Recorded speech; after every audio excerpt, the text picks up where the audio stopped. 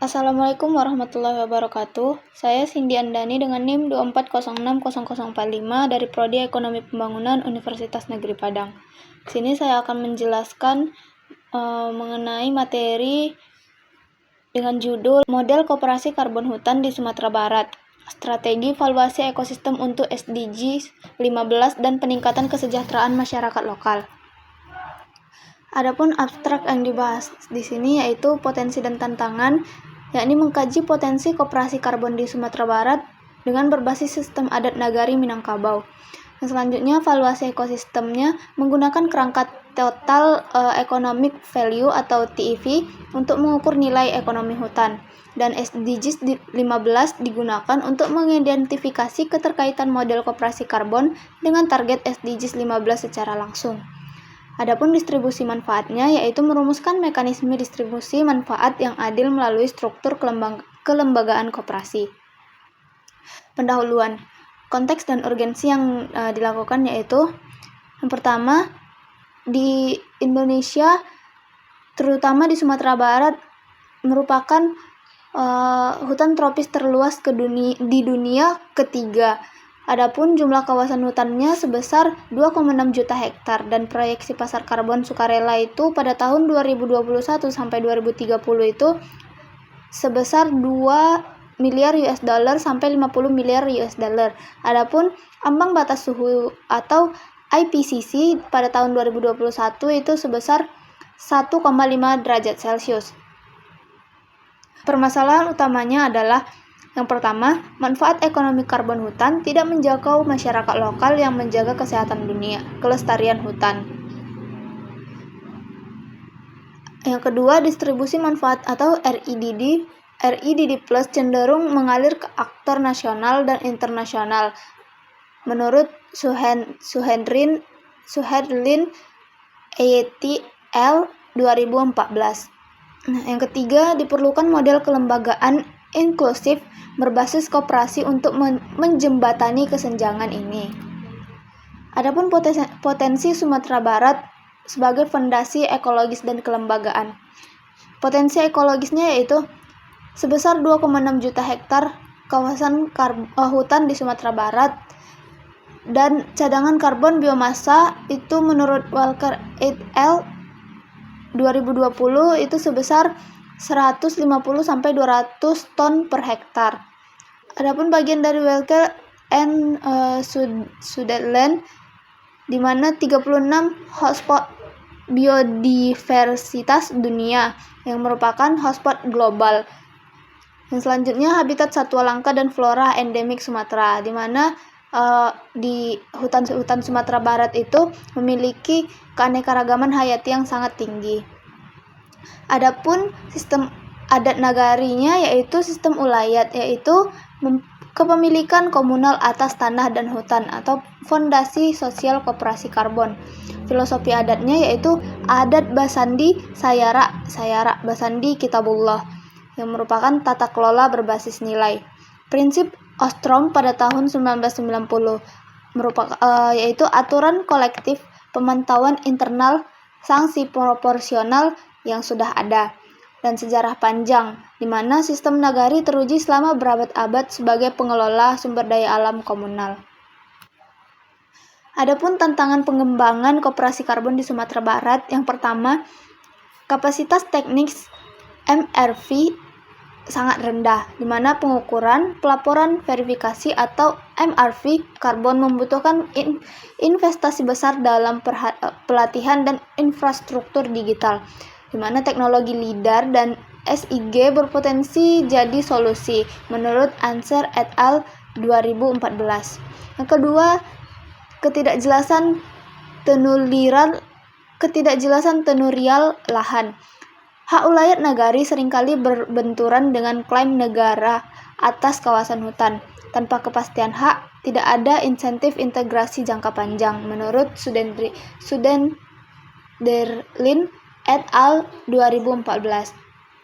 Dan yang ketiga adalah lemahnya akses pasar karbon, di mana pasar karbon global didominasi perantara. Diferensial harga produsen versus pembeli akhirnya bisa mencapai besar dari 50%, yang merupakan nilai yang hilang dari tangan masyarakat, menurut Hamrick dan Galad pada tahun 2017. Adapun kerangka valuasi ekosistem, total economic value atau TEV, menurut Peirce and Morn tahun 1994. Yang pertama, nilai guna langsung atau direct use value. Kayu, HHBK, ekowisata, dan hasil hutan lainnya memiliki nilai guna langsung.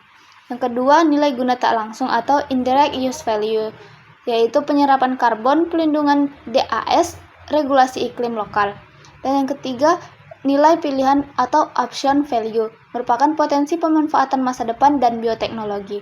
Yang keempat, yaitu nilai keberadaan atau extents value, nilai intrinsik keragaman hayati terlepas dari pemanfaatan.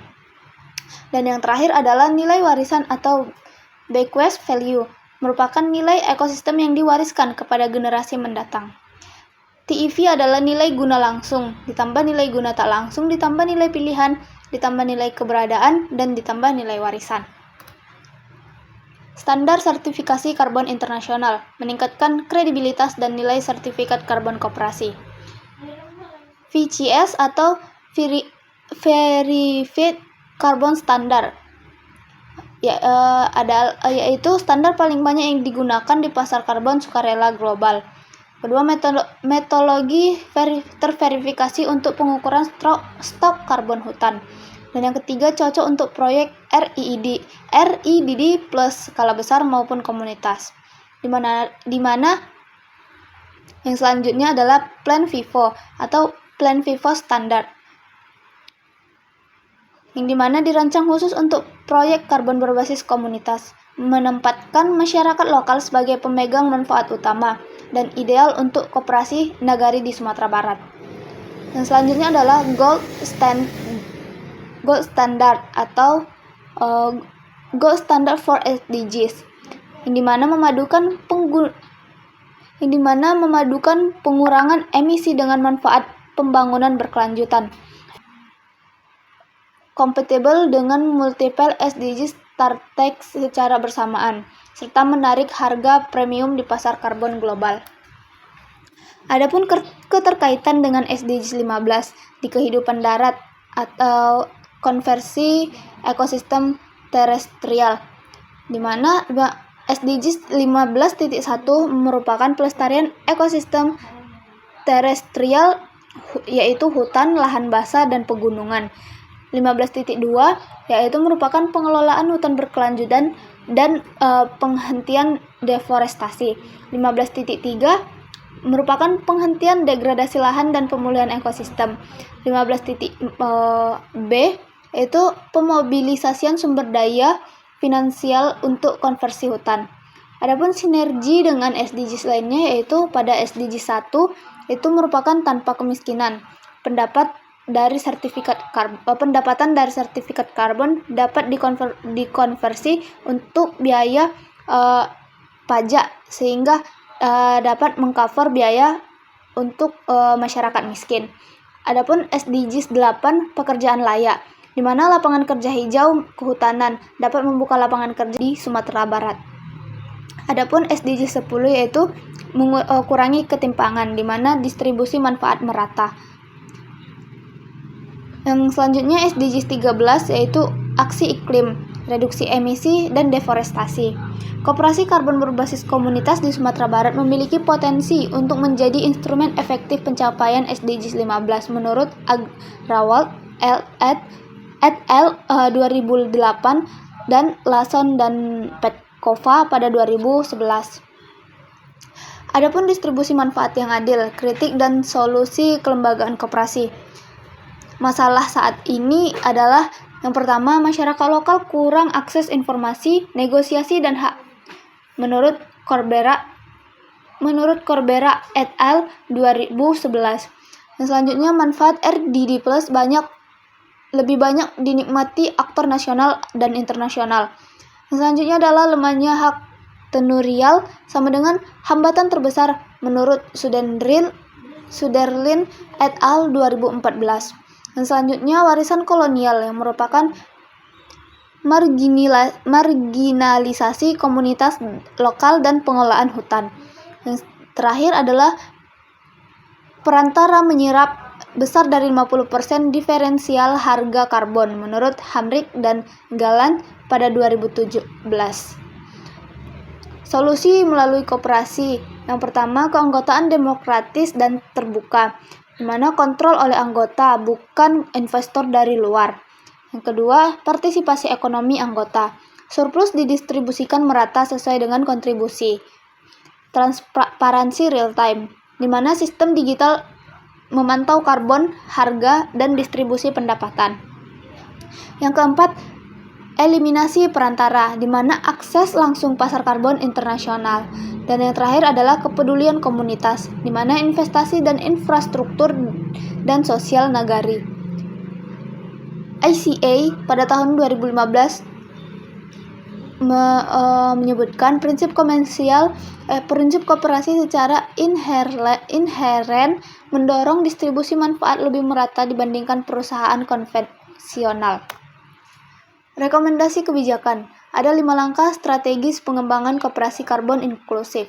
Yang pertama adalah kepastian hukum tenurial, di mana penetapan hutan adat dan hutan desa. Implementasikan Pustaka MK nomor 35 pada tahun 2012 tentang hutan adat milik masyarakat dan hukum adat. Yang kedua, sistem pendukung teknis. Membangun kapasitas MRV komunitas. Fasilitas sertifikasi internasional versus FCS atau Plan Vivo. Mengembangkan infrastruktur digital pedesaan atau Palapa Ring.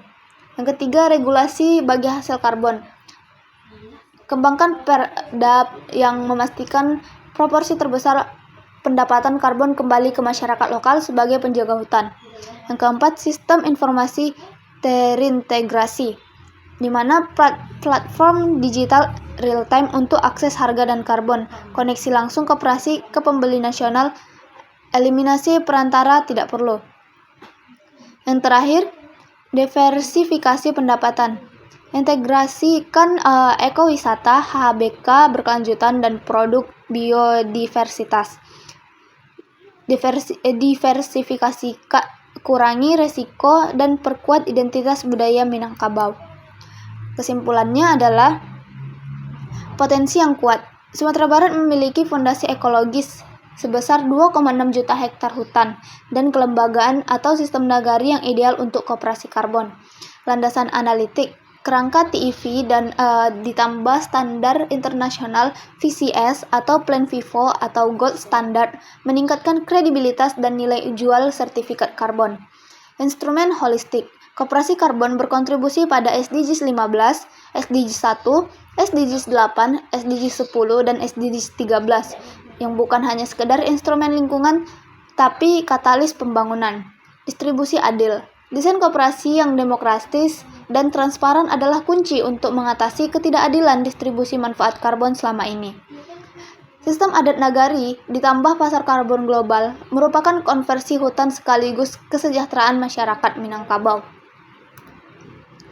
Mungkin cukup sekian hasil presentasi saya. Terima kasih. Assalamualaikum warahmatullahi wabarakatuh.